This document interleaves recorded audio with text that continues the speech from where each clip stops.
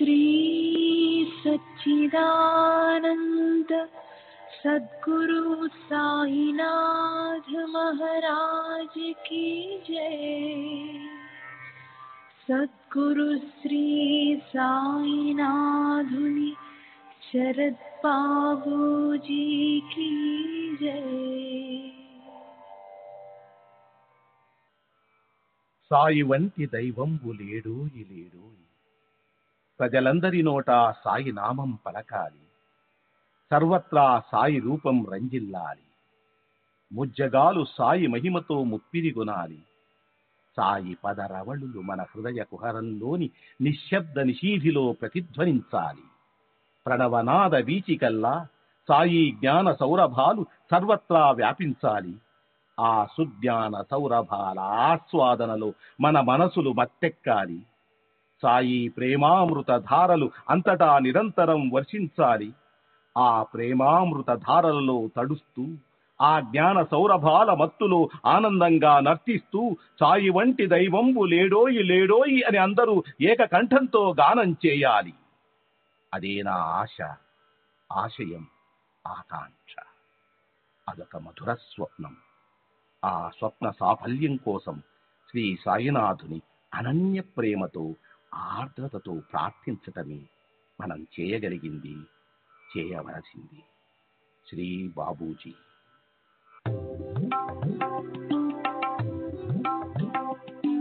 Sai Baba, Sai Baba, Sai Baba, Sai Baba.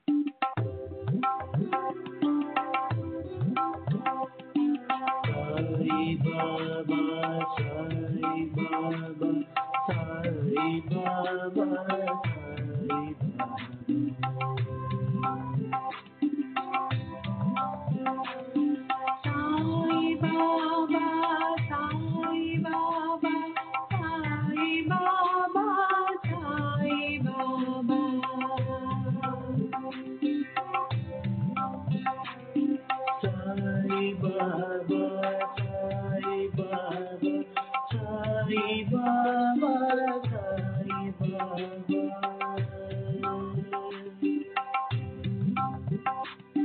Sai Baba, Sai Baba, Sai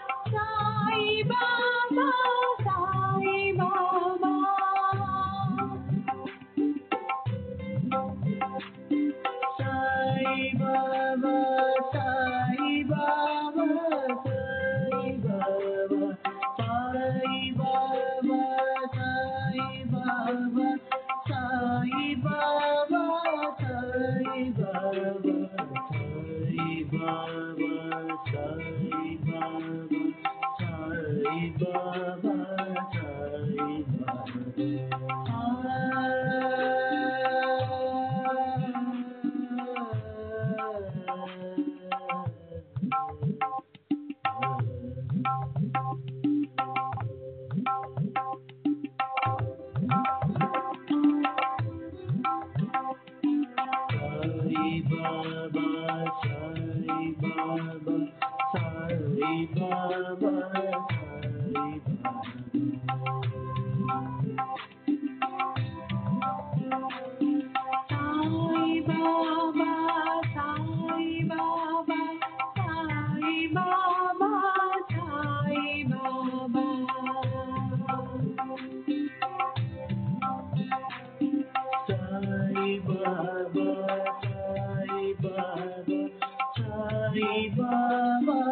Sai Baba. Sai Baba,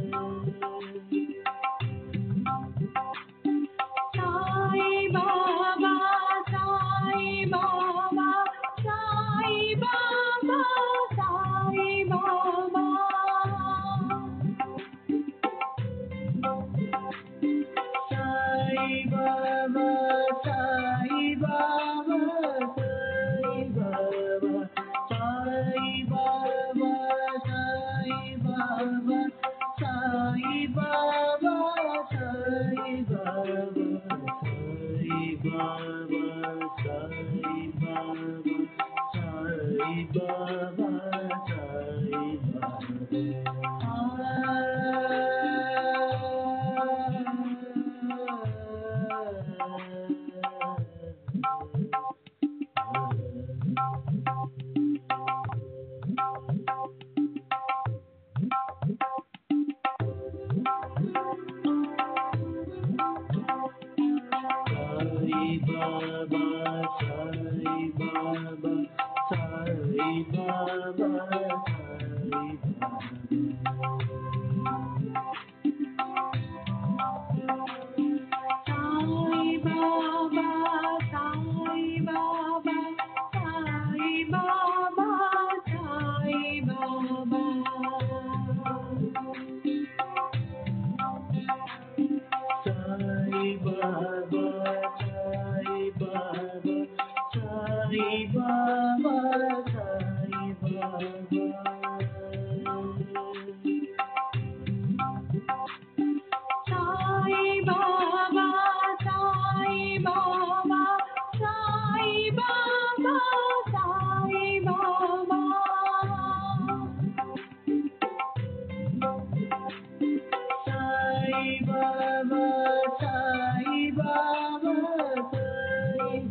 Baba, Sai Baba, Sai Baba, Sai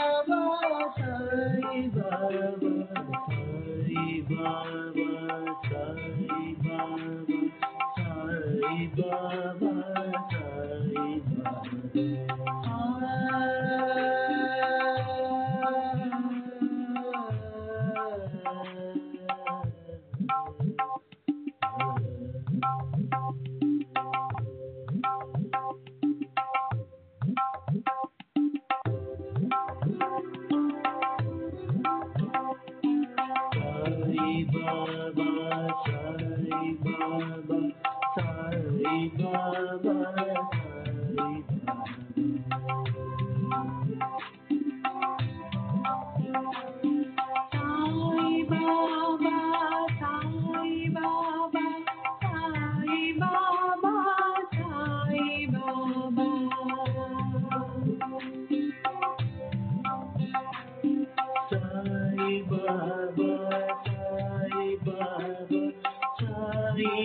बाबा साई बाबा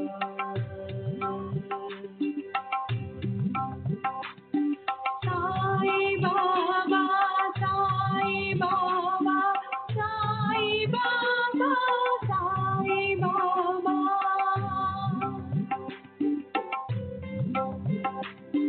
साई बाबा साई बाबा साई बाबा साई बाबा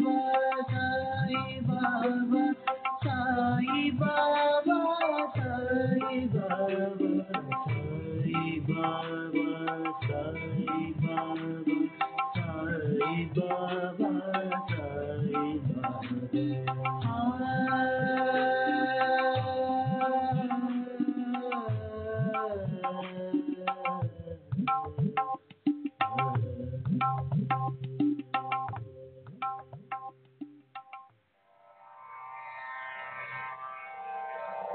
श्री सच्चिदानंद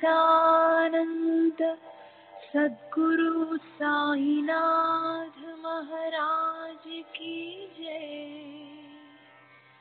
सद्गुरु श्री साईनाथुनि शरद बाबूजी की जय।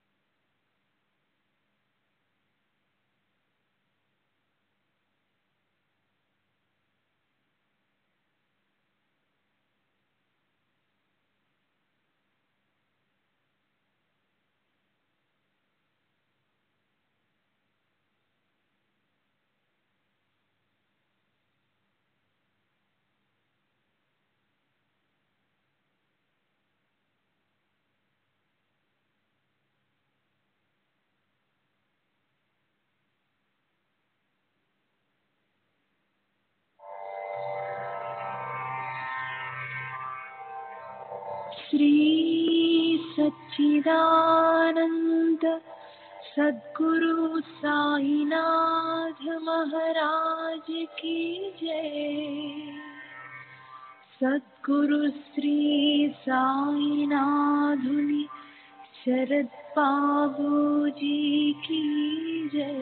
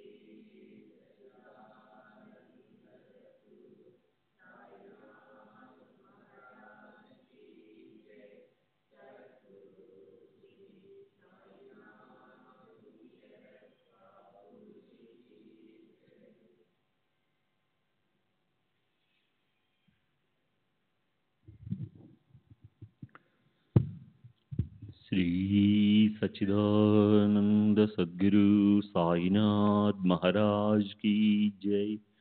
सद्गुरु श्री साईनाथ शरद बाबू जी की जय। శ్రీ సాయినాథాయ నమః. శ్రీ సాయిబాబా సత్య చరిత్ర 41వ అధ్యాయం. నిన్నటి తరువాయి సాయి తమ ప్రేమిక భక్తులతో ప్రేమపూర్వకంగా ఎలా వ్యవహరిస్తారన్న దానికి సంబంధించిన మరో కథను ప్రశాంత చిత్తంతో వినండి. పారమార్థికంపై నిజమైన ప్రేమ ఉండే వారి మీద బాబాకి ఎంతో ప్రేమ. వారి ఇబ్బందులను తొలగించి ఆయన వారికి స్వానందాన్ని ప్రాప్తింపజేసేవారు. దీని గురించి బాలాసాహెబ్ దేవుకు సంబంధించిన ఒక మధురమైన అనుభవం ఉంది. బాబా అతను పట్టిన ఒక శపథాన్ని పూర్ణం చేసి అతని మనసులోని వాంఛితాన్ని నెరవేర్చారు. అతనిలోని భక్తిని తీవ్రతరం చేశారు. పగటిపూట ఉదర నిర్వహణ చేసుకోవటానికి ఉద్యోగం చేయడం తప్ప మరో గత్యంతరం లేదు.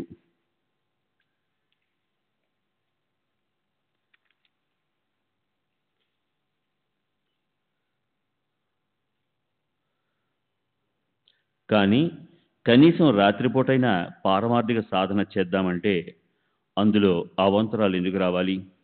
జ్ఞానేశ్వరుని ప్రతిరోజు చదవాలని అతనికి ఎన్ని రోజుల నుండో మహా కోరిక.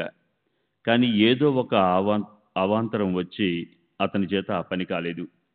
భగవద్గీతను రోజు ఒక అధ్యాయం చొప్పున నియమంగా చదివినట్లు అలా జ్ఞానేశ్వరి నియమం అవాంతరం లేకుండా అవటం జరగలేదు. ఇతర గ్రంథాలు చేతికి దొరికితే అవి చదవటం బాగానే జరిగేది. కానీ జ్ఞానేశ్వరుని నియమంగా చదవాలన్న కోరిక మాత్రం ఎందుకో గాని తీరలేదు. అప్పుడు ఒకసారి 3 నెలల పాటు సెలవు పెట్టి దేవ్ షిరిడి వెళ్ళాడు. అక్కడి నుంచి పౌండ్లో ఉన్న తన ఇంట్లో హాయిగా విశ్రాంతి తీసుకోవడానికి వెళ్ళాడు. అక్కడ కూడా ఇతర పనులు అయ్యాయి. నియమంగా వేరే గ్రంథాలు చదివేశాడు. కానీ జ్ఞానేశ్వరి కోరిక మాత్రం తీరనేలేదు. దానికి ఇంకా సమయం వచ్చినట్లేదు. జ్ఞానేశ్వరి చేతిలోకి తీసుకోగానే ఏదో ఒక సందేహం మనసులో తలెత్తేది. దానివల్ల పఠనం పైపైనే జరిగేది. హృదయంలో ప్రేమ దివ్యలు వెలిగేవి కావు. మనసులో తపనతో చేసుకున్న నిశ్చయం సిద్ధించేది కాదు. ప్రతిరోజు నియమంగా 5 ఓవీలు చదవడం కూడా పడేది కాదు. కనీసం 5 ఓవీలైనా ప్రతిరోజు చదవాలని మనసులో గట్టిగా నిశ్చయం చేసుకున్నాడు. కానీ అది కూడా అతను ఉల్లాసంతో నియమంగా చేయలేకపోయాడు. అందుకని సాయి ప్రేమతో చదువు అని చెప్తేనే ఏ గందరగోళం లేకుండా ఆ పని మొదలు పెట్టాలని నిశ్చయించుకున్నాడు. సాయి చరణాల్లో అచంచల విశ్వాసం ఉంది దేవుకి. ఆయన ఆజ్ఞాపించినప్పుడే జ్ఞానేశ్వరుడు చదువుతాను అని ఊరుకున్నాడు దేవ్. సరే, అప్పుడు మహోదయ పర్వం అంటే వ్యతిపాత యోగం, పుష్యమాసం, అమావాస్య తిథి కలిసి రావటం, ఆ కాలంలో పుణ్యమైన పనులు చేస్తే అధిక ఫలితం కలుగుతుంది. మహోదయ పర్వం వచ్చాక క్రీస్తు శకం 1914వ సంవత్సరం ఫిబ్రవరి నెల వచ్చింది. అక్కచెల్లెలు మొదలైన వారిని అందరినీ తీసుకుని గురు పూజ చూడాలన్న ఉత్సాహంతో దేవ్ షిరిడి వచ్చాడు. అక్కడ బాపు సాహెబ్ జోగ్ అతన్ని ఏమైంది, మీరు ప్రతిరోజు జ్ఞానేశ్వరి ఎందుకు చదవడం లేదు అని అడిగాడు. దానికి దేవ్ ఏమని సమాధానం ఇచ్చాడో వినండి. జ్ఞానేశ్వరుడు చదవాలని నాకు ఎంతో కోరిక ఉంది, కానీ అది కుదరటం లేదు. బాబా చదవమని చెప్పినప్పుడే నేను అది చదువుతాను. దానికి జోగ్ ఓ ఉపాయం చెప్పాడు. జ్ఞానేశ్వరి గ్రంథాన్ని తెచ్చి సాయిబాబా చేతికిచ్చి దాన్ని ఆయన మీకు తిరిగి ఇచ్చినప్పుడు మీరు చదవండి. అందుకు దేవ్, నాకు ఏ ఉపాయమో అవసరం లేదు. బాబాకి నా మనసు తెలుసు. అలాంటప్పుడు ఆయన నా మనసులోని కోరికను ఎందుకు తీర్చరు? చదవమని స్పష్టంగా ఎందుకు చెప్పరు అన్నాడు. తరువాత సాయి సమర్థుల దర్శనం చేసుకుంటున్నప్పుడు దేవ్ ఆయనకి ₹1 సమర్పించాడు. దానికి బాబా ఇలా అన్నారు, ఒకటే ఇచ్చావేంటి, 20 ఇవ్వు. అదేవిధంగా దేవ్ ₹20 తెచ్చిచ్చాడు. తర్వాత ఆ రాత్రి దేవుని బాళక్రామ్ మాన్కర్ కలిసినప్పుడు దేవ్ అతను సాయి కృపని ఎలా పొందాడు మొదలైన పాత విషయాలు అడిగాడు. అందుకు బాళక్రామ్, రేపు హారతి అయిపోయాక అదంతా నేను నీకు చెప్తానని మాటిచ్చాడు. దేవ్ సరే అన్నాడు. మర్నాడు దేవ్ దర్శనానికి మసీదుకి వెళ్ళినప్పుడు బాబా అతన్ని ₹20 అడిగారు. దేవ్ ఆయనకి వాటిని మనస్ఫూర్తిగా సమర్పించాడు. అక్కడ భక్తుల రద్దీని చూసి దేవ్ ఓ పక్కగా కూర్చుండిపోయాడు. అప్పుడు బాబా, వాడి రద్దీలో ఎక్కడికి పోయి కూర్చున్నాడరా అని అడిగారు. అప్పుడు దేవ్, బాబా నేను ఇక్కడే ఉన్నాను కదా అని సమాధానం ఇచ్చాడు. అప్పుడు బాబా, నువ్వు నాకు ₹7 ఎందుకు ఇచ్చావు అన్నారు. దేవ్, 20 ఇచ్చాను కదా అన్నాడు. బాబా, డబ్బెవరిది అన్నారు. అందుకు మీవే బాబా అన్నాడు. తర్వాత బాబా, మరి నువ్వు నాకు దూరంగా పారిపోయావెందుకు, రా ఇక్కడికి రా, ఇలా దగ్గరగా రా, హాయిగా నా దగ్గర కూర్చో అన్నారు. ఆ ఆజ్ఞను అనుసరించి దేవ్ మనస్ఫూర్తిగా అక్కడికి వెళ్ళి ఆయనకు దగ్గరగా కూర్చున్నాడు. తరువాత నిత్య నియమానుసారం హారతి జరిగింది. భక్తులు తమ ఇళ్లకు వెళ్ళిపోయారు. బాళక్రామ్ను కలిశాక దేవ్ అతన్ని తన పాత ప్రశ్న అడగడం మళ్ళీ మొదలుపెట్టాడు. అతని జీవితంలో జరిగిన పాత సంఘటనల గురించి అడిగాడు. మాన్కర్ అతనికి మొదటి నుంచి చెప్పుకొచ్చాడు. అప్పుడు దేవ్ అతనితో, బాబా నిన్ను సాధన వైపు ఎలా లాక్కొచ్చారు, బ్రహ్మచిత్ర ఎలా చేయాలో అర్థమయ్యేలా చెప్పారా, నా కుతూహలాన్ని తీర్చవా అన్నాడు. దేవ్ విన్నపాన్ని విని అతని జిజ్ఞాసను తీర్చడానికి బాళక్రామ్ సమాధానం ఇవ్వడం మొదలు పెట్టగానే దేవ్ కోసం బాబా కబురు పెట్టారు. సాయిబాబా ఎంత చిలిపివారో చూడండి. ఆయన దేవుని పిలవమని చంద్రుని పంపించారు. దేవు కూడా ఒక క్షణమైన ఆలస్యం చేయకుండా శ్రీ సాయిని కలిసేందుకు వచ్చాడు. అప్పుడు సాయంత్రం 4 గంటలైంది. మసీదు చుట్టూ ఉన్న ప్రాంగణం గోడ మీద రెండు చేతులు పెట్టుకుని నిలబడి ఉన్న శ్రీ సాయి దేవుకి ముం- దేవుకి ముందు కనిపించారు. ఆయన దగ్గరికి వెళ్ళి దేవు నమస్కరించాడు. బాబా అతన్ని అక్కడ ఎవరితోనో ఏదో మాట్లాడుతున్నావు ఏమిటి అని అడిగారు. దేవ్ సమాధానం ఇచ్చాడు. కాకాసాహెబ్ దీక్షిత్ మేడ మీద బాలకరామ్తో మీ కీర్తిని వింటున్నాను అన్నాడు. అప్పుడు బాబా దేవుని 25 రూపాయలు తెమ్మని ఆజ్ఞాపించారు. దేవ్ వెంటనే వాటిని తెచ్చిచ్చాడు. ఎంత తెచ్చావని బాబా అడిగారు. దేవు 25 తెచ్చానన్నాడు. ఇట్రా ఇక్కడ కూర్చో అన్నారు బాబా. అప్పుడు బాబాతో పాటు దేవ్ మసీదులోకి వెళ్ళాడు. బాబా స్తంభం దగ్గర కూర్చున్నారు. మసీదులో అప్పుడు వేరే ఎవరూ లేరు. బాబా, నాకు తెలియకుండా నువ్వు నా చింకి గుడ్డలు దొంగతనం చేశావు. నాకు చింకి గుడ్డల గురించి తెలియదని ఒట్టేసి చెప్పాడు దేవ్. దానికి బాబా, ఇక్కడెక్కడో ఉంటాయి వెతుకు అన్నారు. ఇక్కడ చింకి గుడ్డలు ఎక్కడున్నాయి అని అన్నాడు దేవ్. అలాగే బాబా లేచి ఇలా అన్నారు, వెతుకు, దొంగ బుద్ధి చాలా చెడ్డది. ఎవరో కుర్రాళ్ళు తీసుకెళ్ళి ఉంటారు. చూడు చూడు అవి ఎక్కడే ఉండాలి. అది విని దేవ్ ఇంకా వెతికాడు. అయినా అతనికి అవి కనిపించలేదు. శ్రీ సచ్చిదానంద సద్గురు సాయినాథ్ మహారాజ్ కీ జై. సద్గురు శ్రీ సాయినాథుని శరద్ బాబూజీ కీ జై.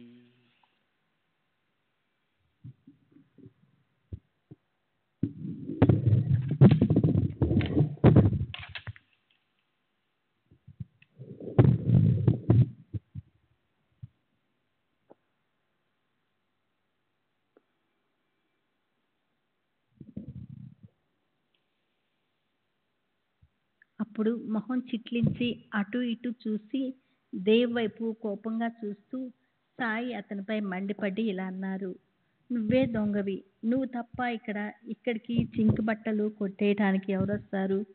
నువ్వే దొంగవనుకుంటున్నా. ఇక్కడికి నువ్వు దొంగతనానికే వచ్చావా? నల్ల జుట్టు నెరిసిపోయినా కానీ నీ బుద్ధి కొంచెం కూడా మారలేదు. నిన్ను నేను గొడ్డలతో నరుకుతా.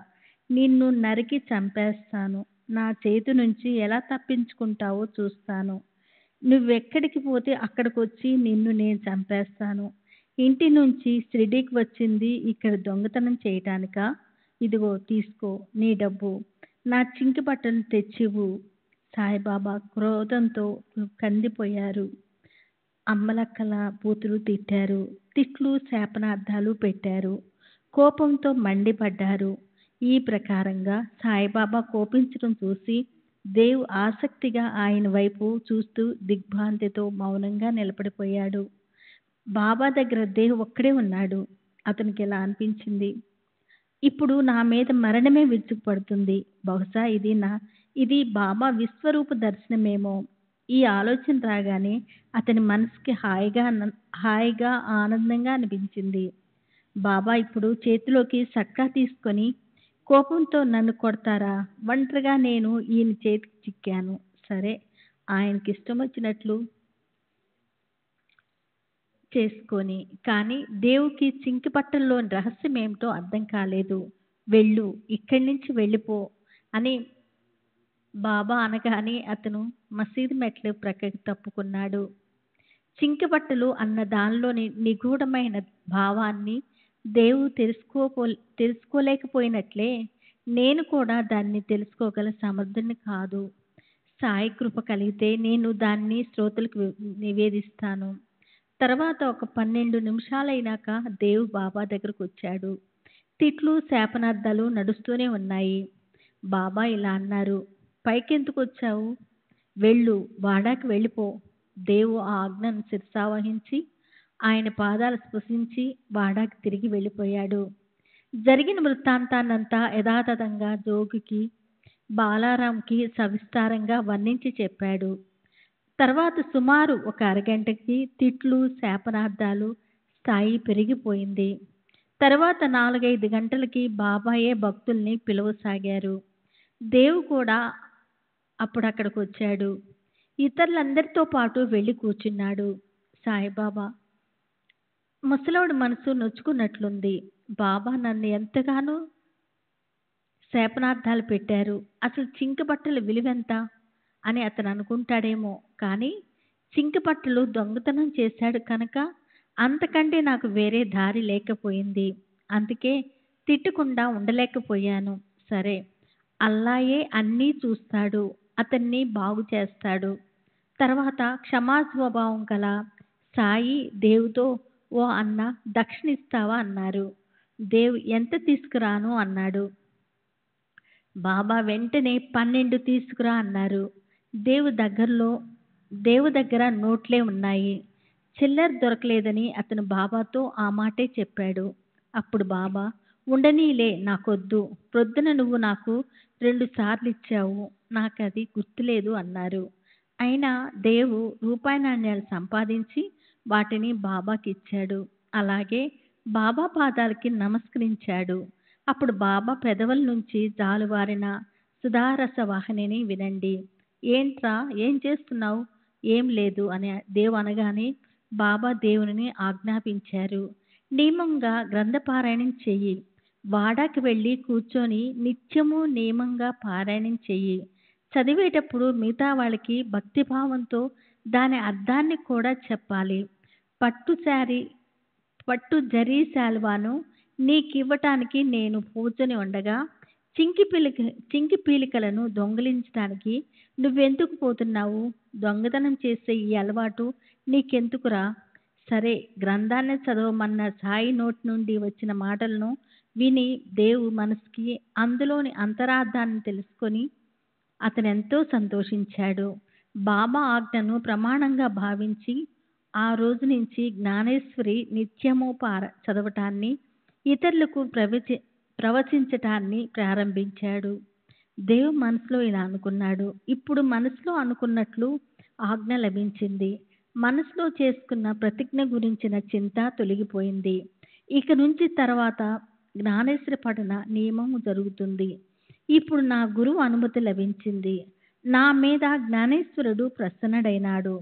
జరిగిందేందో జరిగిపోయింది. ఇక ముందు నియమపూర్వకంగా చదువుతాను. నా మనసుకు నిశ్చయం కలుగుతుంది. పైగా సాయిబాబా అనుమతి కూడా లభించింది. ఆయన ఆజ్ఞ ప్రభావం వల్ల గ్రంథపారాయణం నా చేత ఏ అవాంతరం లేకుండా పూర్తవుతుంది. బాబాకి సాష్టాంగం చేసి, నేను అనన్యంగా మీకు శరణు వచ్చాను. మీ బిడ్డని మీ ఒడిలోకి తీసుకోండి, నా చేత చదివించండి. చింకి పీలికలు అంటే ఏమిటో తెలిసింది అన్నాడు. బాలకారాంని ఏమడిగాడో అదే చింకి పీలికలు. అది బాబాకు నచ్చలేదు. కనుకే ఆయన కోపించారు. నిన్ను సాధన వైపు ఎలా త్రిప్పారు? పరబ్రహ్మని ధ్యానించడం ఎలా నేర్పారు అని బాలకారాంని నేను అడగటం బాబాకి నచ్చలేదు. ప్రతి ప్రశ్నకి సమాధానం ఇవ్వటానికి స్వయంగా ఆయన సిద్ధంగా ఉన్నప్పుడు ఇతరులను అడగటం ఎందుకు? అందుకే నన్ను ఎంతో బాధ కొలిమిలో కాల్చారు. బాధ పెట్టడం అన్న మాట ఎంతో పెద్ద మాట. భక్తులపై ప్రేమ నిరంతరము పొంగిపొరులుతుండే వారికి భక్తులను బాధ పెట్టడం అనేది స్వప్నంలో కూడా జరగదు. కనుక బాధ అన్న మాట యోగ్యం కాదు. బాబా నన్ను శిక్షించలేదు, నాకు ఇలా శిక్షణ ఇచ్చారు. మీ మనసులో ఉద్భవించే వాటిని నేను స్వయంగా నెరవేర్చవలసి ఉంటుంది. ఇతరుల నుంచి దోచుకున్నది మీకు పనికిరాదు. సాయిబాబా బాహ్యానికి కోపించినట్లు కనిపించినప్పటికీ లోపల ఆయన సదా ఆనందంగానే ఉంటారు. బాహ్యానికి ఆయన క్రోధంతో ఉన్నట్లు అగుపించినా ఆయన మనసులో సదా సంతుష్టులై ఉంటారు.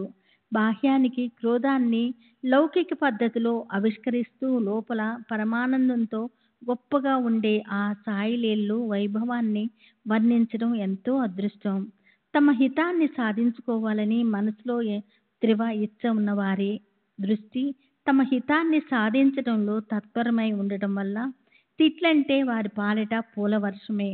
చెవులకి కఠినమైన బాబా పలికిన శబ్దాన్ని విని దేవు మనసు చలించలేదు. అతని మనసులో ప్రేమ అనే వరదలు ఉప్పొంగవటం వల్ల అతనికి ఆయన శబ్దాలు పూలతో కొట్టినట్లు అనిపించింది. ఆవు పొదుగు పాలతో నిండి ఉన్నప్పటికీ దానిలోని పాలు అదృష్టవంతులకే దొరుకుతాయి. పొదుగు వద్దే గోమార్లు అంటే చిన్న కీటకం ఉంటాయి. కానీ వాటి అదృష్టంలో ఉండేది రక్తమే. కప్ప కమలం క్రింద ఉంటుంది, కానీ పైనుంచి కమలంలోని మధువును భ్రమరం దోచుకుంటుంది. దురదృష్టవంతమైన కప్పకి బురదే లభిస్తుంది. భ్రమరము అదృష్టానికి అంతుండదు. సాయిబాబా అంటారు, మీరు అదృష్టవంతులు. మనం ఒకరినొకరు కలిశాము. మీకు కావలసినవన్నీ అడిగి మీ సందేహాలకు సమాధానాలు పొందండి.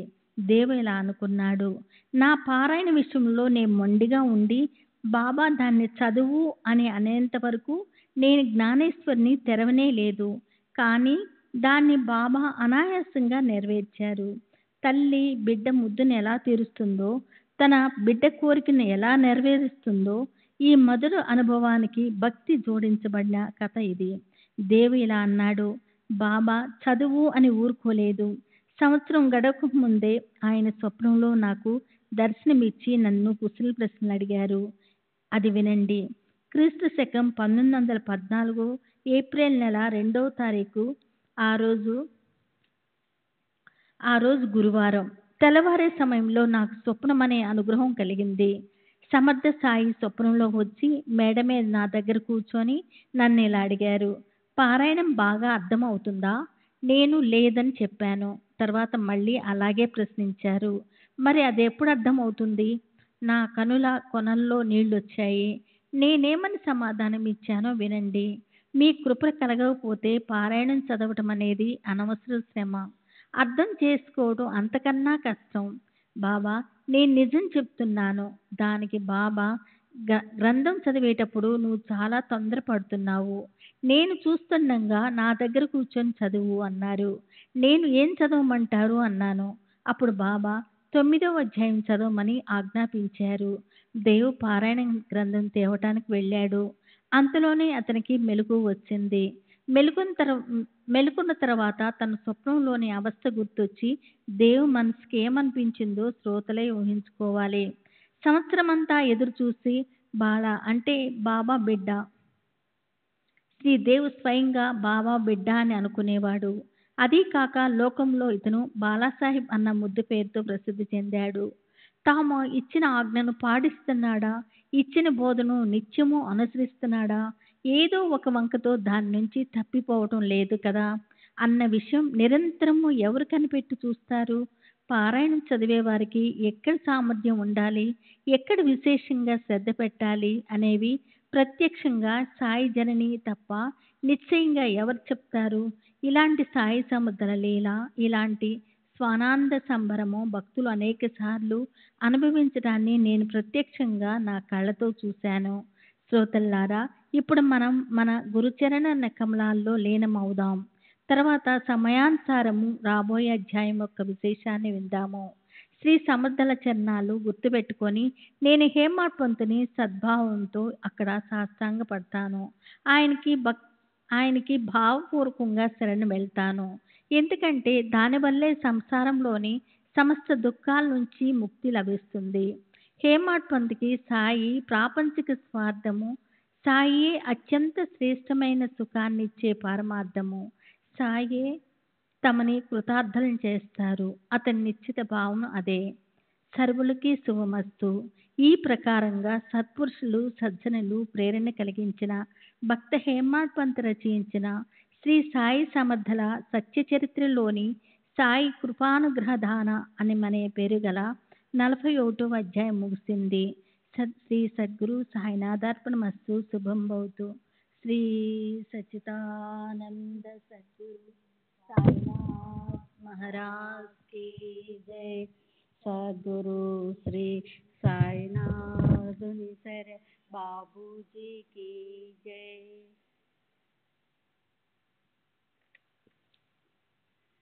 41వ అధ్యాయానికి పరిపూర్ణ వివరణ. గడిచిన అధ్యాయంలోని హేమాడ్ పంత్ ఇంట్లో హోలీ రోజున బాబా మట్టి విగ్రహం రూపంలో రావటం గురించిన కథ ద్వారా ఈ అధ్యాయంలోని అదే విగ్రహము ఆలీ అహ్మద్ ఇంట్లో గోడకు తగిలించిన ఇతర పటాలతో పాటు సముద్రములో మునగకుండా ఉన్న కథ ద్వారా సాయిబాబా సగుణ భక్తి పట్ల తమకున్న గౌరవాన్ని ప్రకటించారు. హేమాడ్ పంతుకొచ్చిన ఆ మట్టి విగ్రహం అంటే స్వయంగా తెల్లవారుజామున స్వప్నంలో దర్శనమిచ్చిన తామే అయి ఉన్నాను అని సాయిబాబా తెలియచేశారు. ఆలీ అహ్మద్కి బావుమరిది చెప్పడం వల్ల విగ్రహారాధన మీద, పూజ మీద శ్రద్ధ సడిలినప్పటికీ తమ విగ్రహము నీటిలో మునగకుండా ఉన్న చమత్కారాన్ని చూపి ఆ శ్రద్ధను మళ్ళీ శాశ్వతము చేశారు. దాసగుణ భక్తి మహిమను హేమాడు పంతు 11వ అధ్యాయంలో 11, 12, 15 నుంచి 17 వరకు ఉన్న ఓవీల్లో చెప్పారు. సాయిబాబా సగుణ భక్తి అంటే విగ్రహారాధనకి నిరంతరం ఉత్తేజాన్ని ఇచ్చేవారు. దేవి దేవతల మహాత్ముల పటాలకు పూలమాలలు వేసి వారి పూజార్చనలు చేయటము, దేవాలయంలోని విగ్రహాలను పూజించటము, వాటికి రామనవమి లాంటి ఉత్సవాలు చేయటము, ఇంతేమిటి పాదుకులు, రూపాయి నాణాలు మొదలైనవి దేవాలయంలో పెట్టి వాటికి పూజ చేయటం కూడా బాబాకి ఇష్టమే. 26వ అధ్యాయంలో ముంబైకి చెందిన హరిచంద్ర పితలేకి బాబా 3 రూపాయలు ఇచ్చి వాటిని పూజించమని చెప్పారు. అలాగే ప్రధానికి కొందరు ఇతర భక్తులకి వారి కోరికపై తమ వెండి పాదుకలను పూజించటానికి అంగీకరించారు. 28వ అధ్యాయంలో మేగుడికి శివలింగం ఇవ్వటంతో షిరిడీలోని ఇతర గ్రామ దేవతలను పూజించకుండా బాబా తమ పూజను చేయనిచ్చేవారు కారని తెలుస్తుంది. అది మనము చదివే ఉన్నాము. కాకా మహాజనితో పాటు వెళ్ళిన ఒక నిర్గుణోపాసకుడికి తన తండ్రి పిలుపు చమత్కారాన్ని చూపి సగుణోపాసకుడిగా చేశారు. అంతేకాదు బాబా యొక్క విగ్రహారాధన వ్యర్థము కాకుండా ఎలా సార్థకమైందో ఎన్నిసార్లు ఉదాహరణలతో చెప్పబడింది. ఉదాహరణకు 9వ అధ్యాయంలో వాంద్రాలో బాబాసాహెబ్ తర్కడు తన ఫోటోకి చూపించే పటిక బెల్లం నైవేద్యము తినటానికి ఆయన ప్రతిరోజు అక్కడికి ఎలా వెళ్ళారో అది అతని భార్యకి పిల్లవాడికి చెప్పారు. అలాగే 33వ అధ్యాయంలో బాల్బువా సుతార్ ఉరఫ్ అర్వచనీ తుకారాం క్రీస్తు శకం 1217వ సంవత్సరంలో షిరిడీకి వెళ్ళినప్పుడు బాలబువా 4 సంవత్సరాలకు ముందే తనకు ఫోటోకి నమస్కరించాడని, తనకి అతనికి పూర్వపరిచయం ఉందని చెప్పారు. తర్వాత బాలాసాహెబ్ దేవ్ జ్ఞానేశ్వరిని చదివిన కథలోంచి మనకు 2 విషయాలు తెలుస్తాయి.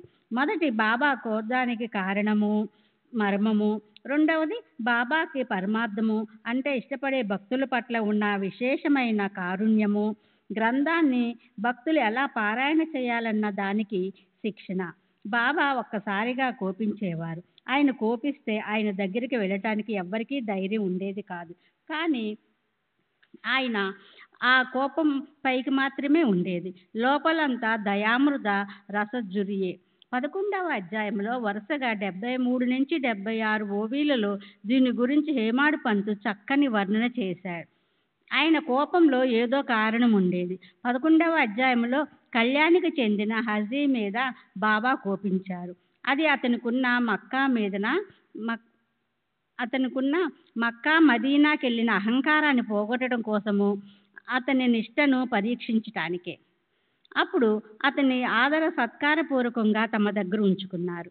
23వ అధ్యాయంలో మాధవరావు దేశపాండే చిటికిన వేలిని పాము కాటేసినప్పుడు అతను మసీదుకు పరిగెత్తి వచ్చాడు.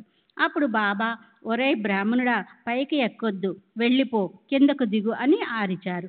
కానీ ఆ అరుపులో పాము విషాన్ని దింపివేయగల మంత్ర సామర్థ్యం ఉంది. తరువాత అతన్ని నిద్రపోనీయవద్దని పదే పదే చెప్పి పంపడంలో అతని జీవితం గురించిన చింత ఉంది. బాబాకున్న అలాంటి క్రోధము గురించి ఎన్నైనా ఉదాహరణలు ఇవ్వవచ్చు. బాబా దేవు మీద చింకి పీలికలు దొంగిలించాడని ఆరోపణ చేసి భృగుడిని ముడిచి ప్రదర్శించిన కోపం అతని శ్రేయస్సు కోసమే. దాని ద్వారా అతనికి సాధనకు, బ్రహ్మచింతనకు సంబంధించిన బోధను స్వయంగా ఇవ్వాలనుకున్నారు. జ్ఞానేశ్వరి గురించిన ప్రతిజ్ఞను నెరవేర్చి దాన్ని ఎలా చదవాలో అతనికి నేర్పారు. బాబా దేవికి పారాయణ చేసేటప్పుడు హడావుడి పడకు, మెల్లమెల్లగా అర్థం చేసుకుంటూ చదవాలి, చదివేటప్పుడు ఇతరులకు అర్థ నిరూపణను చెయ్యాలి అని కారుణ్యంతో చెప్పారు. దానికి శ్రీ సాయి సచ్చరిత్ర ఎలా చదవాలన్న దాని గురించిన బాబా ఆలోచన మనకు తెలుస్తుంది. దీనికన్నా ముందు 18వ అధ్యాయంలో గురుచరిత్ర పారాయణ చదివే సాటేకు పారాయణను పురాణంలాగా నిరూపణ చేస్తూ చదవటాన్ని స్వప్నంలో దర్శనమిచ్చి బాబా చెప్పారు. దానిపై సాయి సచ్చరిత్ర లేదా ఏ గ్రంథ పారాయణ అయినా చేసేటప్పుడు దాన్ని మెల్లమెల్లగా అర్థాన్ని తెలుసుకొని చదవాలి అన్న విషయము మనము గుర్తుపెట్టుకోవలసి ఉంది. ఇక 42వ అధ్యాయము శ్రీ సాయినాథుని నిధ్యానం. శ్రీ గణేశునికి నమస్కారము, శ్రీ సరస్వతీదేవికి నమస్కారము, శ్రీ గురు మహారాజుకి నమస్కారము, శ్రీ కులదేవతకి నమస్కారము, శ్రీ సీతారామచంద్రులకి నమస్కారము, శ్రీ సద్గురు సాయినాథునికి నమస్కారము. ఔదార్యముతో అన్నిటినీ ప్రసాదించే సద్గురు కౌపీడము ధరించి మహాప్రసిద్ధమైన గోదావరి నది తీరంలో విహరించే మీరు మూర్తిభవించిన పరబ్రహ్మే. అలాంటి శ్రేష్ఠ సత్పురుష మీకు నా నమస్కారము. సంసార సరితను దాటించగల మార్గము చూపించేవారు, నిరుపేదలకు దుఃఖితులకు తమ చరణాల్లో చోటునిచ్చేవారు, భక్తుల కార్యసిద్ధి పాలిట కల్పతరువే అయిన శ్రీ సాయి మహాత్ములుగా అవతరించారు. గడిచిన అధ్యాయములో చిత్రపటాన్ని నీటిలో ముంచటాన్ని ఆపి సాయి దానిని ఎలా రక్షించారో ఆ మధుర కథలోని విశిష్టత, కుశలత చెప్పాను. అలాగే ఒక భక్తుని స్వప్నంలో వెళ్ళి అతని తీవ్ర కోరికని ఎలా నెరవేర్చారో, అతనికి ఎంతో స్పష్టంగా ఆజ్ఞాపించి అతన్ని జ్ఞానేశ్వరి చదవడంలోకి ఎలా ప్రవృత్తం చేశారో కూడా చెప్పాను. సారాంశం ఏమిటంటే గురుకృప అనే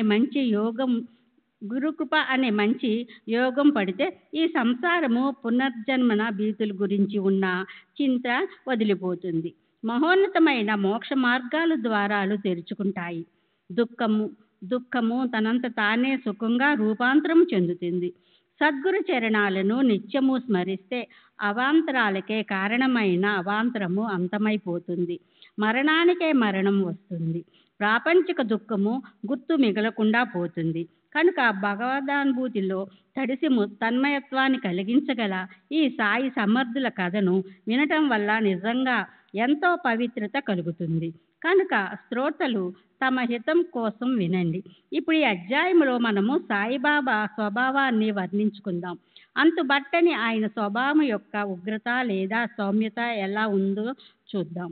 ఇప్పటి వరకు చిత్తాన్ని ఏకాగ్రం చేసి బాబా వ్యవహరించే తీరును ఎలా విన్నారో అలాగే ఆయన దేహత్యాగాన్ని గురించిన కథను శ్రద్ధగా వినండి. నిజంగా షిరిడీ గ్రామస్తులు అదృష్టవంతులు. ఎందుకంటే 50 ఏళ్లకు పైగా వారు సాయిబాబాతో కలిసి సహజీవనము చేసి అమరత్వపు ఆనందాన్ని ఇవ్వగల సుఖాన్ని పొందారు. ఇక క్రీస్తు శకము 78 సంవత్సరాల తర్వాత నూతన శకాన్ని ప్రారంభించాడు. కాలగణం కోసము మహారాష్ట్రంలో ఇదే ఉపయోగపడింది. ఈ సంవత్సరారంభము చైత్రమాస ప్రతిపద అంటే ఉగాది రోజు అవుతుంది. 1840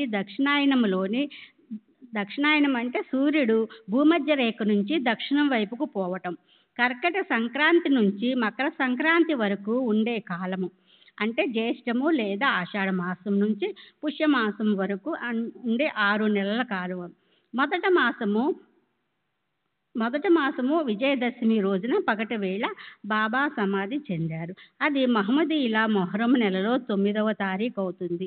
ఆ రోజు కత్తల్ రాత్రి అంటే మహమ్మద్ పైగంబర్ కూతురి ఫాతిమా 2వ కుమారుడు హజరత్ హుస్సేన్ వాళ్ళ ఇంట్లో ఉన్న అనేక మంది యువకులను ఖలీఫా యజీద్ సైన్యముతో చంపటానికి ముందు రాత్రి అన్నమాట. మహమ్మదీయులు మొహరం నెలని పవిత్రమైనదిగా శ్రేష్టమైనదిగా భావిస్తారు. 10 రోజుల పాటు తాజియా లేదా తాబూది చేయించి దాన్ని ఊరేగిస్తారు. హజరత్ హుస్సేన్ ధర్మము కోసము రాజ్య స్వాతంత్ర్యము గురించి మరణించినందుకు శోకిస్తారు. ఆ రోజు 3వ జాము సుమారు 2:30 గంటలకు సాయినాథులు ఈ జగత్తును వదిలేయటానికి సిద్ధమయ్యారు. బుద్ధ జయంతి రోజే సాయిబాబా పుణ్యతిథి. దేవాది కుల జయంతిని ఎలా ఉత్సవంగా చేస్తారో అలాగే మహాత్ముల పుణ్యతిథిని ఉత్సవంగా జరుపుతారు. 12:30 గంటలు అయ్యింది. దశమి అయిపోయి ఏకాదశి ప్రవేశించింది. అంటే బాబా నిర్యాణ కాలము ఏకాదశే అయింది. తిథి ప్రారంభాన్ని సూర్యోదయం నుంచి పాటిస్తారు. ఆ రోజు సూర్యోదయానికి దసరా పండుగ దశమి తిథి అవుతుంది. కనుక సాయిబాబా నిర్యాణము విజయదశమికి అయినట్లు భావిస్తారు. ఉత్సవము ఆ రోజునే చేస్తారు. మంగళవారము కత్తల రాత్రి అవటం వల్ల అదెంతో ప్రసిద్ధమైన రోజు కనుక మహాత్ములు సాయి అదే రోజున తమ ఆత్మజ్యోతిని బ్రహ్మజ్యోతిలో కలిపారు. బెంగాలులో అది ప్రసిద్ధి చెందిన దుర్గ పూజకి సమాప్తి రోజు. ఉత్తర హిందూస్థానంలో కూడా అది అందరికీ ఆనందదాయకమైన రోజు. శక సంవత్సరము 1838 విజయదశమి రోజు సాయంత్రము బాబా ఆ తరువాత జరగబోయే దాన్ని సూచించారు. అది ఎలాంటి అపూర్వ లీలో నేను చెప్తాను. అది వింటే శ్రోతలకు విస్మయం కలుగుతుంది. ఎవరికీ అర్థం కాని సాయి ఆలోచనలోని కుశలత అందరికీ తెలుస్తుంది. క్రీస్తు శకము 1916 దసరా పండుగ రోజున సీమోల్లంఘన సమయంలో సాయంకాలము అందరూ తిరిగి వచ్చేశాక అంతకు ముందెన్నడూ జరగని అద్భుత లీల జరిగింది.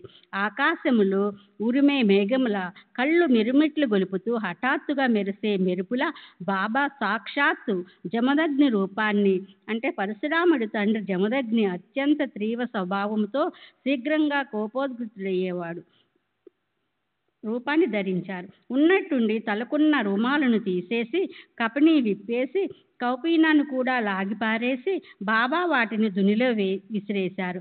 అగ్ని జ్వాలలు పెరిగిపోయాయి. అసలే దునిలో అగ్ని బాగా ప్రజ్వలిస్తూ ఉంటుంది. అందులోని ఈ వస్త్రాల ఆహుతి పడేసరికి జ్వాలలు ఉవ్వెత్తున పైకి లెగిశాయి. భక్తులు గజగజ వణికిపోయారు. ఇదంతా అనుకోకుండా జరిగిపోయింది. బాబా మనసులో ఏముందో ఎవరికీ తెలియలేదు. కానీ శ్రీమోల్లంఘన సమయంలో ఆయన మనోవృత్తి మాత్రము ఎంతో భయానకంగా అయింది. అగ్ని తన మహోగ్ర తేజస్సును విరజిమ్మింది. కానీ బాబా దానికన్నా కూడా గొప్ప తేజోవంతులుగా కనిపించారు. జనుల కళ్ళు మిరుమిట్లు గొలిపాయి. వారు తమ ముఖాలను పక్కకు తిప్పుకున్నారు. మహాత్ముడు స్వహస్తాలతో ఇచ్చిన ఆహుతులను తీసుకొని అగ్ని నారాయణుడు ప్రసన్నుడైనాడు. జమదగ్ని కొడుకు పరశురాముడిలా కోపోద్గతులైన బాబా దిగంబరులయ్యారు. ఈ దృశ్యాన్ని ప్రత్యక్షంగా తిలకించిన వారు నయనాలు ధన్యము. సరే, బాబా కళ్ళు క్రోధంతో అరుణ కాంతులు విరిజిమ్మాయి. కోప తీవ్రతో కళ్ళురుముతూ బాబా, నేను హిందువునో ముస్లిమునో ఇప్పుడు నిర్ణయించండిరా అని అన్నారు. తర్వాత ఆయన గట్టిగా కేకలు పెడుతూ ఇంకా ఇలా అన్నారు, ఒరే, నేను హిందువునో మహమ్మదీయునో ఈరోజు చూడండి. మీ ఇష్టం వచ్చినట్లు నిర్ణయించుకొని మీ సందేహాలు పటాపంచలు చేసుకోండి. ఆ దృశ్యము చూసి అక్కడ పోగైన జనులు భయంతో కంపించిపోయారు. బాబా ఎలా శాంతిస్తారు అన్న చింత అదే పనిగా వారిని వేధించసాగింది. బాగోజీ షిండే కుష్ఠవ్యాధి పీడితుడు, కానీ అతను బాబాకి గొప్ప భక్తుడు. అతను ధైర్యాన్ని కూడగట్టుకుని బాబా దగ్గరికి వెళ్ళాడు. బాబాకు కౌపీనము చుట్టూ, ఇదంతా ఏమిటి? ఈరోజు దసరా పండుగ, సీమోల్లంఘనము కదా అని అన్నాడు. అందుకు బాబా, ఇదే నా సీమోల్లంఘనము అంటూ తన సటకాతో తీవ్రంగా కొట్టారు. శ్రీ సచ్చిదానంద సద్గురు సాయినాథ్ మహారాజ్ కీ జై. సద్గురు శ్రీ సాయినాథుని బాబూజీకి జై. అలా బాబా ధుని ముందు నగ్నంగా నిలబడ్డారు. ఆ రోజు చావడి ఉత్సవం జరుగుతున్న రోజు. అది ఎలా జరుగుతుందా అన్న చింత పట్టుకుంది అందరికీ. చావడి ఉత్సవం సాధారణంగా 9 గంటలకు జరుగుతుంది. 10 గంటలైనా కానీ బాబా శాంతించలేదు. జనులు మౌనంగా ఎక్కడివారు అక్కడ నిశ్చల దృష్టితో స్థాణువుల్లా నిలబడిపోయారు. అలా 11 కూడా అయిపోయింది. బాబా కొద్దిగా శాంతించారు. కోరా రంగు కౌపీనం చుట్టుకొని కఫని మొదలైన దుస్తులు ధరించారు. చావడిలో జయగంట మ్రోగింది. మొదట అలా కూర్చుండిపోయిన భక్తులు అనుమతి తీసుకొని పల్లకిని అలంకరించి దాన్ని ప్రాంగణంలోకి తీసుకొచ్చారు. వెండి దండం, పతాకాలు, ఛత్ర చామరాలు మొదలైన రాజోపచారాలతో రారాజుల శోభతో గొప్ప అట్టహాసంతో ఊరేగింపు బయలుదేరింది. బాబా ఊరేగింపు ఎప్పటిలాగే రోజు విడిచి రోజు బయటికి చావడిలో వెళ్లేందుకు బయలుదేరింది. రకరకాల వాద్యాల శబ్దం ఒక్కసారిగా మిన్నంటింది. సాయినాథునికి పలికే జయకారాలతో గగనం దద్దరిల్లింది. ఉచ్చస్వరంతో వచ్చిన ఆ శబ్దాలను ఎంతని వర్ణించను? ఎక్కడ చూసినా ఆనంద కోలాహలం వరదలై ఉప్పొంగింది. అప్పుడు బాబా శుభ్రపరిచిన ఒక దళసరి ధవళ వస్త్రాన్ని తలకు చుట్టుకున్నారు. చిలిం పొగాకు సట్కా చేతిలోకి తీసుకుని ఆయన బయలుదేరారు. చావడికి అదే చక్కటి ముహూర్తం అయింది. ఒకరు ఛత్రాన్ని, ఒకరు చామరాన్ని, ఒకరు అందమైన నెమలి పింఛాల విష్ణుకర్రని, ఒకరు గరుడిని బొమ్మ ఉన్న పతాకాన్ని ఒకరు వేతల దండాన్ని పట్టుకొని బయలుదేరారు. ఆ ప్రకారంగా సీమోల్లంఘన నిమిత్తంతో సంసార సాగర సీమను దాటేందుకు దసరాయే ఒక చక్కటి ముహూర్తం అని సాయి అందరికీ సూచించారు. ఆ తర్వాత బాబా షిరిడి గ్రామస్తులకు ఒకే దసరాని చూపించారు. రాబోయే దసరా మంచి ముహూర్తం అని ఆ రోజున తమ దేహాన్ని ధరిత్రికి అర్పించారు. అది కేవలం సూచించడమే కాదు, స్వయంగా అనుభవించి చూపించారు. తమ శరీరం అనే వస్త్రాన్ని తమ యోగ సామర్థ్యంతో ఉత్పన్నం చేసిన యోగాగ్నిలో అదే రోజు ఆహుతిగా అర్పించారు. క్రీస్తు శకం 1918 సంవత్సరం దసరా పండుగనే బాబా నిజమైన సుముహూర్తంగా చేసి తమ బ్రహ్మస్వరూపంలో సమరసం చెందారు. ఇలా వ్రాస్తుండగా బాబాకు సంబంధించిన మరో అనుభవం గుర్తొచ్చింది. అది విజయదశమి రోజుకి ముందే నిశ్చయించబడింది. షిరిడీకి చెందిన రామచంద్ర దాదా కోతే పాటిల్ ఏదో అనారోగ్యంతో ఎంతగానో బాధపడుతున్నాడు. ఆ ప్రాణ సంకటాన్ని అతను భరించలేకపోయాడు. ఆ వ్యాధిని అనుభవించడం అతనికి మహా బాధాకరం అనిపించింది. దాని ఉపశమనకు అతను చేయని ప్రయత్నం అంటూ లేదు. ఆ వ్యాధి తగ్గకపోవడంతో అతనికి జీవితం అంటే విరక్తి పుట్టింది. పాటిల్ బాధ వర్ణనాతీతం. అలాంటి మానసిక స్థితిలో ఉన్నప్పుడు ఓ రోజు అర్ధరాత్రి బాబా మూర్తి అతని తలవైపు ప్రకటమైంది. పాటిల్ ఆయన పాదాలు పట్టుకుని నిరాశ నిస్పృహలు పెనవేసుకోగా ఆయనతో, నాకు మరణం ఖచ్చితంగా ఎప్పుడొస్తుందో చెప్పండి చాలు. ఇవి జీవితం అంటే అసహ్యం పుట్టింది. చనిపోతాను భయం లేదు నాకు. చావు ఎప్పుడొస్తుందా అని దానికోసమే నేను ఎదురు చూస్తున్నాను.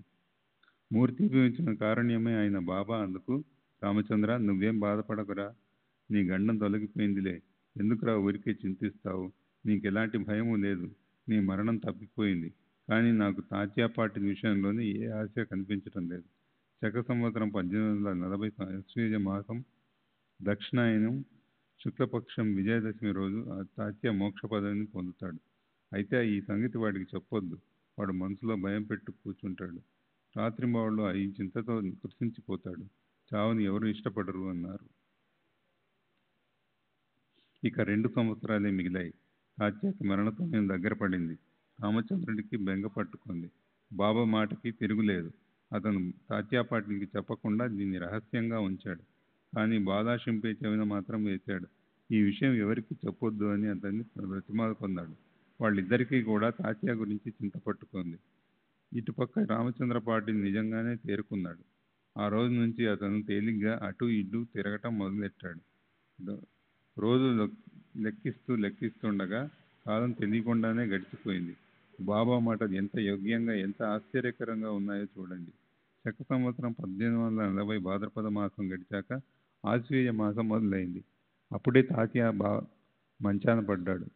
ఓ పక్క తాత్య జ్వరంతో జబ్బున పడితే ఇక్కడ బాబాకి చలితో వణుకు ప్రారంభమైంది. తాత్యాకి బాబా మీద అచంచల విశ్వాసం. బాబాని రక్షించేవాడు శ్రీహరి. తాత్య మంచంలోకి కదలలేకపోయాడు. బాబా దర్శనానికి కూడా వెళ్ళలేకపోయాడు. శరీరానికి అనివార్యంగా వచ్చిన ఆ యాతనను అతను భరించలేకపోతున్నాడు. అనారోగ్యంతో బాధపడి అతను తన మనసుని బాబా వైపు నిమగ్నం చేశాడు. కానీ అతను మెదలలేకపోతున్నాడు. రోజు రోజుకి అతని అనారోగ్యం పెరిగిపోతోంది. ఇటుపక్క బాబా అనారోగ్యం రోజుకి రెండింతలే ఆయన బాధతో మూలుగుతూ చూస్తుండగానే ఆ బాధ నివారించబడకుండా పోయింది.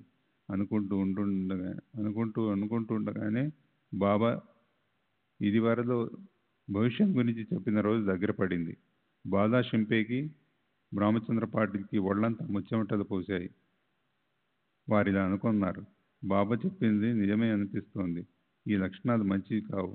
అతని అనారోగ్యం బాగా పెరిగిపోతుంది. సరే, ఆ తర్వాత శుక్లపక్ష దశమి వచ్చింది. తాత్య నాడి బలహీనపడసాగింది. తాత్య మరణానికి దగ్గర పడ్డాడు. బంధుమిత్రులు కంగారు పడ్డారు. కానీ ఆ తర్వాత అద్భుతమే జరిగింది. తాత్యకి కూడా గండం గడిచింది. తాత్య ఆగిపోయాడు. బాబా వెళ్ళిపోయాడు. మొత్తం తలకిందులు చేశారు.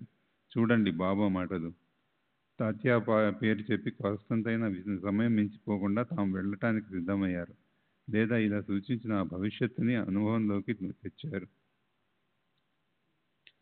బాబా చేసిన ఈ ఉపాయం అది జరిగే వరకు ఎవరికీ తెలియలేదు. బాబా తమ దేహాన్ని బదులుగా ఇచ్చి తాత్య మరణాన్ని ఆపేశారు అని జనులు అనుకున్నారు. ఆయన లీల ఆయనకే తెలియాలి. దేహపాతానంతరం రాత్రి గడిచి అరుణోదయ సమయంలో సూర్యోదయానికి 1.5 గంటల ముందు గడుదాసుకి పండరిపురంలో స్వత్మానుభవం కలిగింది. మసీదు కుప్పకూలిపోయింది. షిరిడీలోని వ్యాపారులంతా నన్ను బాధ పెట్టారు. ఇప్పుడు నేను ఇక్కడి నుంచి వెళ్ళిపోతున్నాను. అంత దూరం నుంచి నీ దగ్గరకు తప్పనిసరిగా వచ్చాను. నన్ను పూలతో కప్పు, నా ఈ కోరిక తీర్చు, పద, వెంటనే షిరిడీకి పద. ఇంతలోనే షిరిడీ నుంచి ఉత్తరం వచ్చింది. బాబా సమాధి తీసుకున్నారని తెలిసింది. ఈ కబురు వినగానే క్షణం కూడా ఆలస్యం చేయకుండా గణుదాసు షిరిడీ బయలుదేరాడు. శిష్య పరివారాన్ని వెంట పెట్టుకొని సమాధి ఎదుటికి వచ్చి అతను అహోరాత్రులు నామభజన, హరి సంకీర్తనలు చేశాడు. హరినామం అనే పూలతో ఎంతో మనోహరమైన హారాన్ని స్వయంగా గుచ్చి సమాధి మీద వేసి అన్నదానం చేశాడు. ఆ అఖండనామ గర్జన వింటుంటే షిరిడి భూలోక వైకుంఠమే అనిపించింది. నామఘోషతో వీధులు దద్దరిల్లాయి. గణుదాస్ నామాన్ని గొప్పగా చేశాడు. దసరా అంటే బాబాకి ఎందుకు ఇంత ప్రేమ? 3.5 ముహూర్తాలు: దసరా, దీపావళి తర్వాత వచ్చే పాడ్యమి, చైత్రమాసంలో వచ్చే ఉగాది. ఈ 3 గొప్ప ముహూర్తాలు. వైశాఖ మాసపు అక్షయ తదియలోని సగం గొప్పది. వీటిలో దసరా నాటి ముహూర్తం ఎక్కడికి పోవాలన్నా విశేష శుభప్రదమని అంటారు.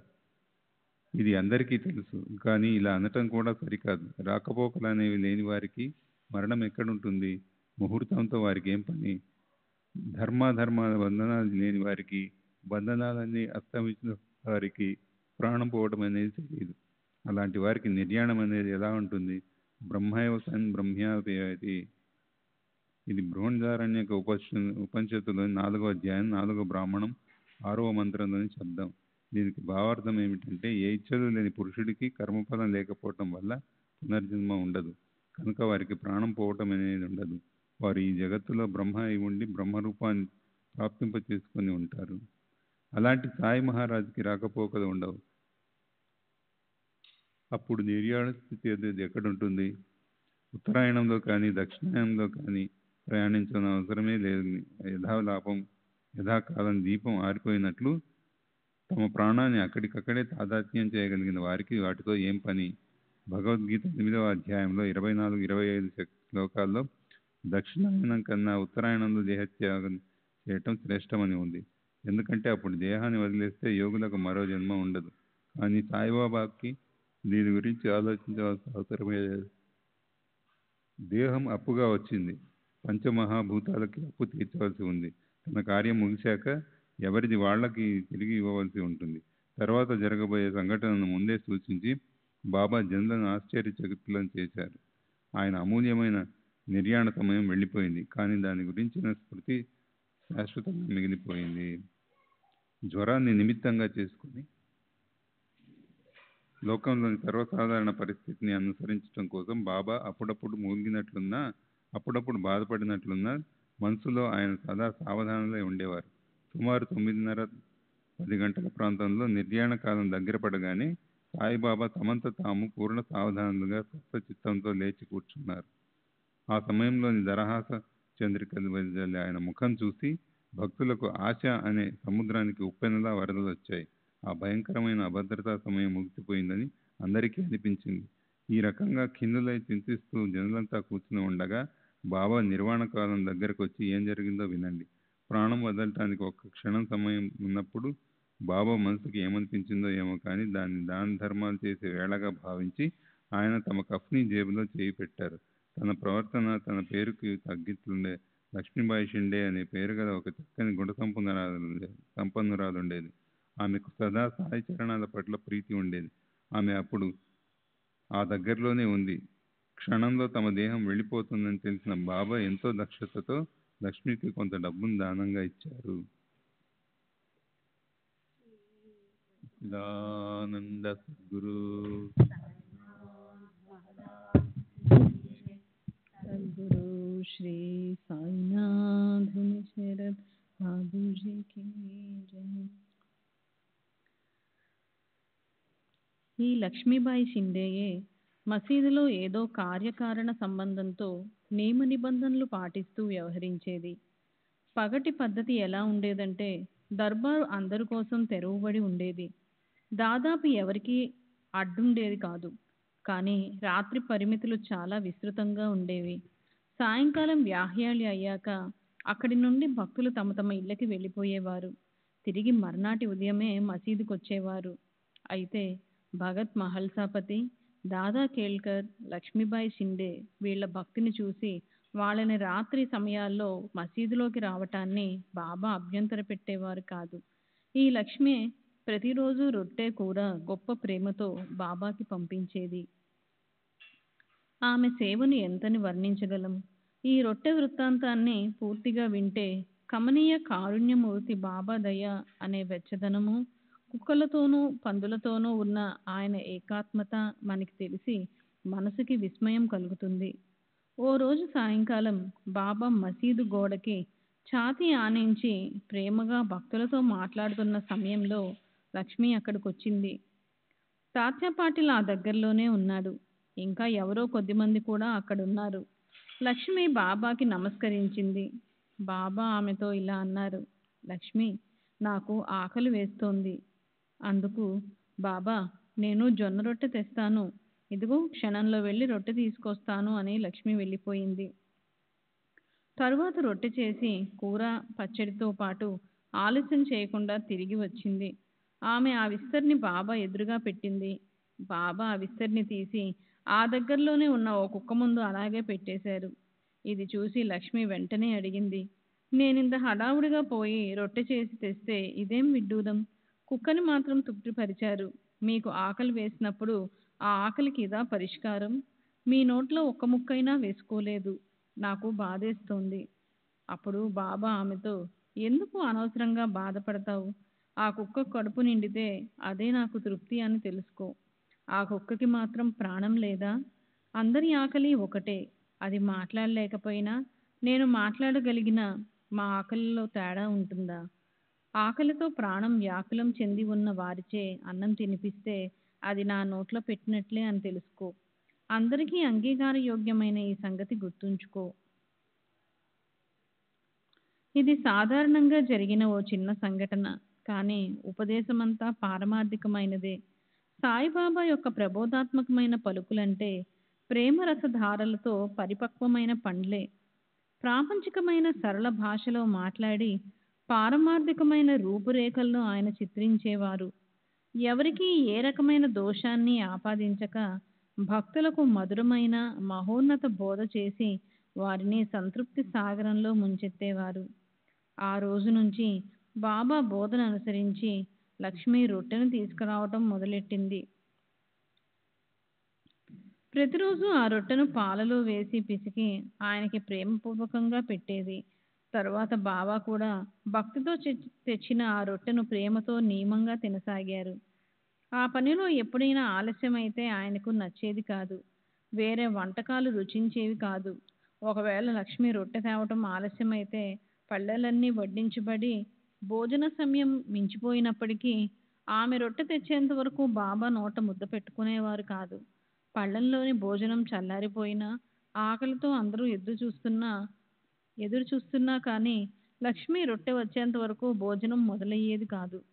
కొద్ది రోజుల తర్వాత మధ్యాహ్నం 2:30-3 గంటల మధ్య బాబా లక్ష్మి చేతి సేమ్యాను కూడా స్వీకరించేవారు. ఆమె పక్కన కూర్చోపెట్టుకొని గొప్ప ప్రేమతో సేమ్యాని స్వల్పంగా తిని మిగిలిన దాన్ని రాధాకృష్ణబాయికి ఇచ్చేవారు. దాన్ని ఆమెకి లక్ష్మి చేతే పంపించేవారు. రాధాకృష్ణబాయికి బాబా ఎంగిల్ తినటం అంటే చాలా ఇష్టం. దేహ విసర్జన కథ నడుస్తున్నప్పుడు సుదీర్ఘమైన అసందర్భపు ఈ రొట్టె కథ ఏమిటి అని శ్రోతలు అనుకోకండి.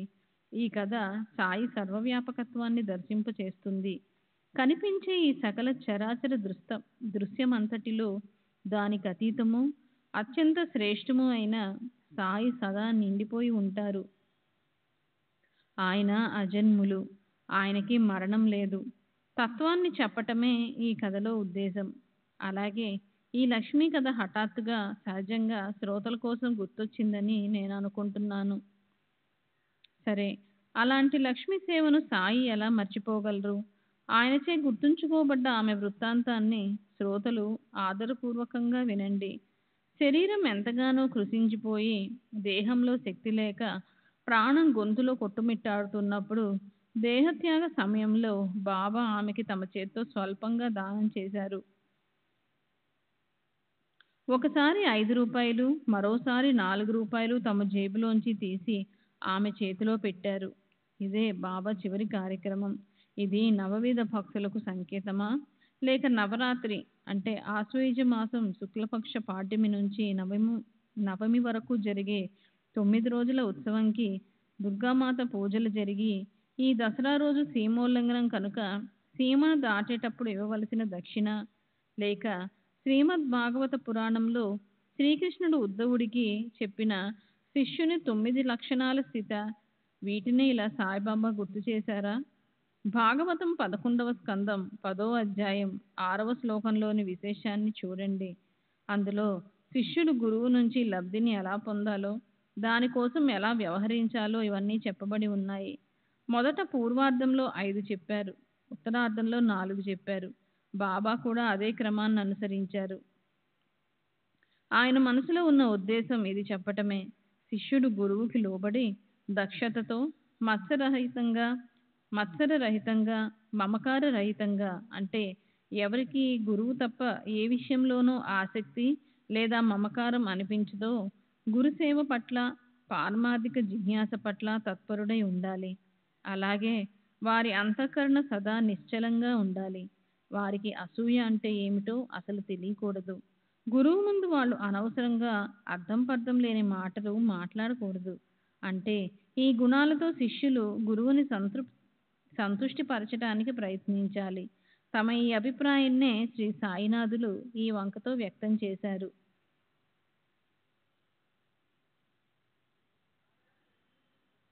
సత్పురుషులు తమ భక్తుల శ్రేయస్సు కోసం సదా కృప చూపుతారు. లక్ష్మికి స్వతహాగా అన్నవస్త్రాలకు లోటు లేదు. ధనవంతురాలు. నిజానికి 9 రూపాయలంటే ఆమెకి చాలా స్వల్పం. వాటిని ఆవిడ అవెంత అని తీసి అవతల పారేయొచ్చు. కానీ ఈ దానాన్ని ఆమె అపూర్వంగా భావించింది. అందరికన్నా ఎంతో అదృష్టవంతురాలవటం వల్ల అనురాగ మాలికలతో అలరారే సాయి స్వహస్తాల నుంచి సాయి కృప అనే ప్రేమ రసధారలతో నిండిన నవరత్నాలను పొందింది. ఇలాంటి 9లు ఆమె చేత్తో ఎన్నో ఖర్చయి ఉంటాయి, అవుతాయి కూడా. కానీ ఆమెకు లభించిన ఈ దానం ఎంతో అపూర్వమైనది. ఎందుకంటే ఆ దానాన్ని చూసి ఆమె తన దేహంలో ప్రాణమున్నంత వరకు సాయి మమతల మంజీర నాదాన్ని గుర్తు తెచ్చుకుంటూనే ఉంది.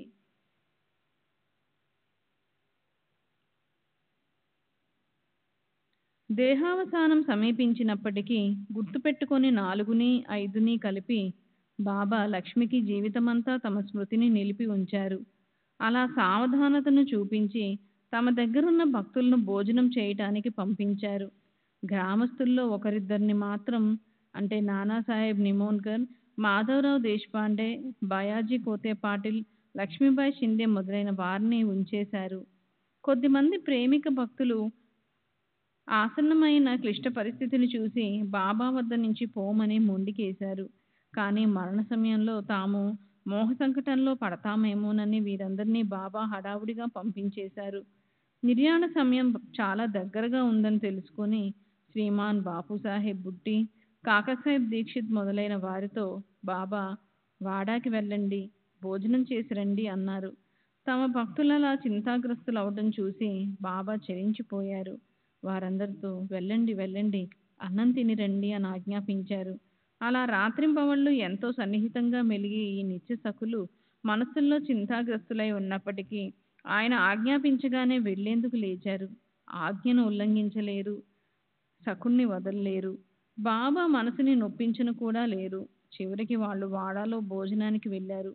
బాబా వ్యాధి భయంకరంగా పెరిగిపోయింది. ఇక ఎక్కడి భోజనం, ఎక్కడి తిండి? బాబా వద్దే ప్రాణం చిక్కుబడిపోయింది. బాబా స్మృతి తమ మనసుల్లోంచి ఒక్క క్షణమైనా దూరం అవటాన్ని వాళ్ళు సహించలేకపోయారు. సరే, వెళ్ళి భోజనానికి కూర్చున్నారో లేదో ఇంతలోనే కబురొచ్చింది. సగం నిండిన కడుపుతో పరుగున వచ్చేశారు. వాళ్ళు ఆయన్ని కలవలేకపోయారు.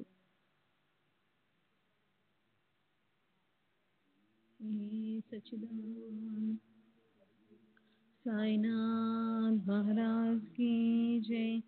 सद्गुरु श्री साईनाथ मुनि शरद बाबू जी की जय.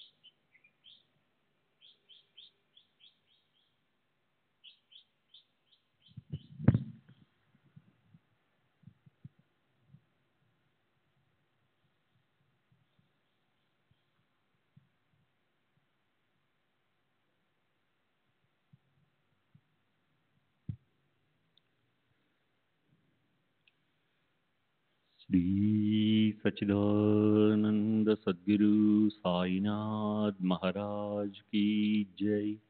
सद्गुरु श्री साईनाथ धुनी शरद बाबू जी की जय। साई रहम नजर करना, बच्चों का पालन करना। साई रहम नजर करना, बच्चों का पालन करना। जाना तुमने जगत पसारा, सब ही झूठ जमाना। जाना तुमने जगत पसारा, सब ही झूठ जमाना। साई रहम नजर करना, बच्चों का पालन करना। साई रहम नजर करना, बच्चों का पालन करना। मैं अंधा हूँ बंदा आपका, मुझसे पथ दिखलाना। मैं अंधा हूँ बंदा आपका, मुझसे पथ दिखलाना। साई रहम नजर करना, बच्चों का पालन करना। साई रहम नजर करना, बच्चों का पालन करना। दास गणों कहे अब क्या बोलूं, थक गई मेरी रसना। दास गणों कहे अब क्या बोलूं, थक गई मेरी रसना। साई रहम नजर करना, बच्चों का पालन करना। साई रहम नजर करना, बच्चों का पालन करना। रहमो नजर करो अब मोरे साई, तुम बिना नहीं मुझे माँ बाप भाई। रहमो नजर करो मैं अंधा हूँ बंदा तुम्हारा। मैं अंधा हूँ बंदा तुम्हारा। मैं ना जानू, मैं ना जानू, मैं ना जानू। अल्लाह इलाही रहमो नजरू करो, रहमो नजरू करो, अब मोरे साई तुम बिना नहीं मुझे माँ बाप भाई। रहमो नजरू करो, काली जमाना मैंने गमाया, काली जमाना मैंने गमाया, साथी आखिर का, साथी आखिर का, साथी आखिर का, तुम बिना कोई। रहमो नजरू करो, रहमो नजरू करो, अब मोरे साई तुम बिना नहीं मुझे माँ बाप भाई। रहमो नजरू करो, अपने मस्जिद का झाड़ू गड़ो है, अपने मस्जिद का झाड़ू गड़ो है, मालिक हमारे, मालिक हमारे, मालिक हमारे तुम बाबा साई। रहमो नजरू करो, रहमो नजरू करो, अब मोरे साई तुम बिना नहीं मुझे माँ बाप भाई। रहमो नजरू करो। श्री सच्चिदानंद सद्गुरु साईनाथ महाराज की जय। सद्गुरु श्री साईनाथ शरद बाबू जी की जय।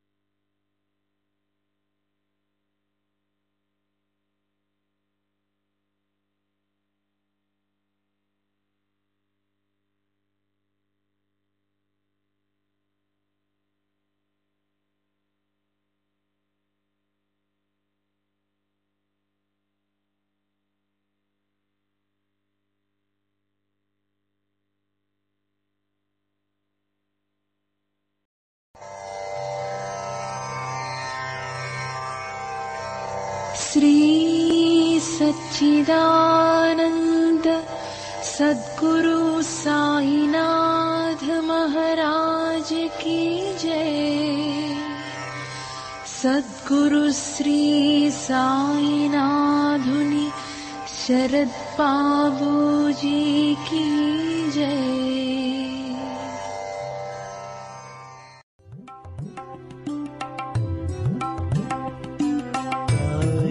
Bye.